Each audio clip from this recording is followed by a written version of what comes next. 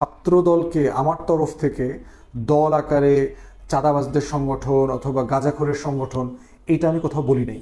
এটা একটা মিথ্যা কথা।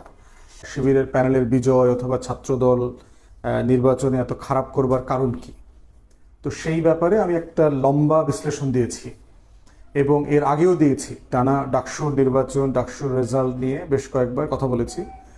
কিন্তু যেটা হয় যে এই যে অনলাইন বিচ্ছু বাহিনী আছে, যারা তাদের পেজ অথবা ক্লিপ ভাইরাল করবার জন্য আগে পরের বক্তব্য কেটে এমন কিছু অংশটা দেন যাতে প্রচুর ভুল বোঝাবুঝি তৈরি হয়।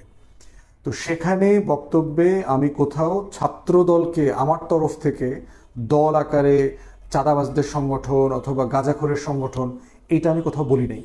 এটা একটা মিথ্যা কথা।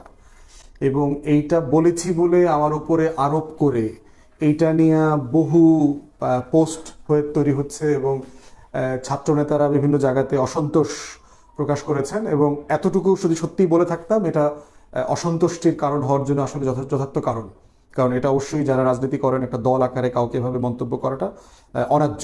এবং আমি পার্সোনালি কখনোই গণ অভ্যুত্থানের কোনো শক্তিকে, যারা আওয়ামী বিরোধী আন্দোলন করেছেন গত 16 বছর, এমন কাউকে এরকম অন্যায্য শব্দে আমি গালাগালি করি নাই অথবা বলি নাই।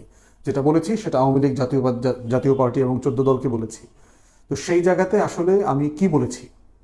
আমি বলেছি যে ডাকসু নির্বাচনে শিবির ভোট পাওয়ার যে অনেকগুলো কারণ আছে, তার ভিতরে একটা কারণ আমি বলেছি যে শিক্ষার্থীরা কে কি বলেছে, কেন সে সাদেক কায়েমকে ভোট দেবে অথবা এই প্যানেলটাকে ভোট দেবে অথবা অন্য প্যানেলকে ভোট দেবে না। এই ব্যাপারে যে বক্তব্যগুলো ভিডিও আমি শুনেছি, বিভিন্ন শিক্ষার্থীদের সাক্ষাৎকার শুনেছি, বিভিন্ন ক্লিপ দেখেছি, সেই ক্লিপের কথাগুলো আমি আলোচনা করেছি।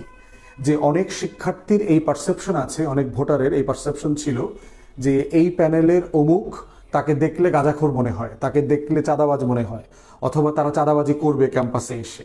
এইটা তাদের ব্যাপারে একটা পারসেপশন। এখন এইটা আমি বলি নাই, অন্য শিক্ষার্থীরা কি বলেছে সেটা আমি কোট করেছি।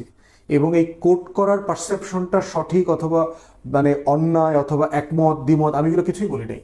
আমি শুধু ওইসব শিক্ষার্থীদেরকে কোট করেছি যে তারা কেন সাদিক কায়েম এবং তার প্যানেলকে ভোট দিয়েছে।